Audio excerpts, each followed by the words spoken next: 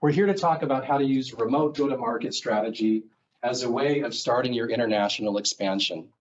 We all know that with COVID, companies do not want to spend money hiring, sending people off into the hinterlands until they know that it's worth it. They know that the payoff is there, and they know that the risks aren't so great that it will disrupt the payoff. So we're going to talk about how to add value and do it in a low-risk approach. And we're going to do this basically considering projects that we've worked on over the years and trying to bring those to the fore.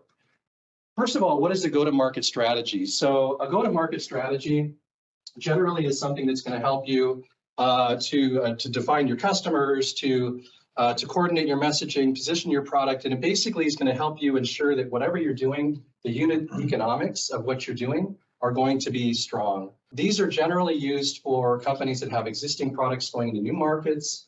So you've got a great regional play, you've got customers in Europe, but you want to have US customers, or maybe you've got a couple US customers, but you really haven't thought about why they came to you and what it is that you need to do to get more of them.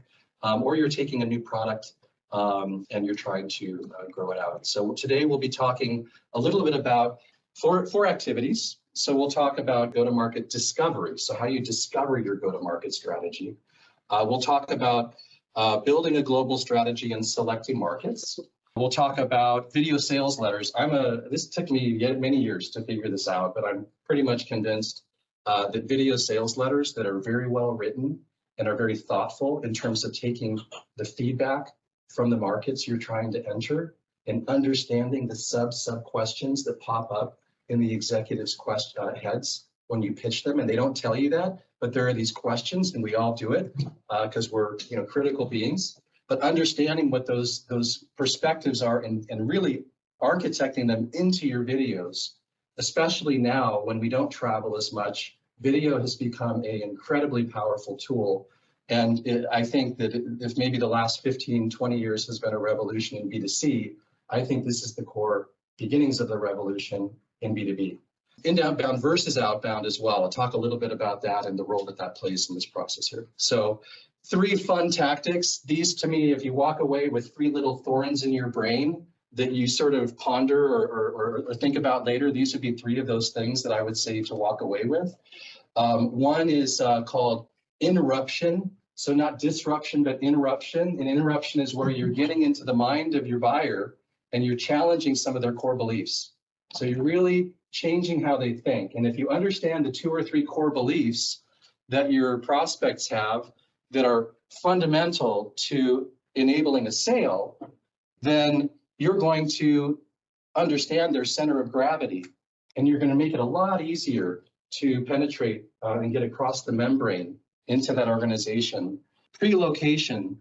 So getting knowledge in front of your clients, even when your competition has 20x more funding than you do, or has 2 times more people than you do.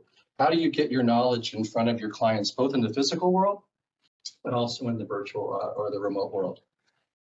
And preemption. How do you begin before the game has begun? Usually, I'm not sure how many people think that they're in markets that are mature, where their product is surrounded by lots of competitors and they're having to really look at the differentiation of their product. How many companies feel that they're in the markets that are immature, where they're actually the only game in town, but they're spending a lot of time educating the customer on what this is? How many people feel like the timing is sort of perfect, they're right there in the market and they're really nailing it? So yes, it's pretty tough to get it exactly perfectly right? But there are different traits of what happens when you're going into different types of mature markets. And the message that I have, and I'll give some examples later, is that in general, preemption is generally a better strategy if you can kind of get in there and begin soft pedaling your sales a little bit early.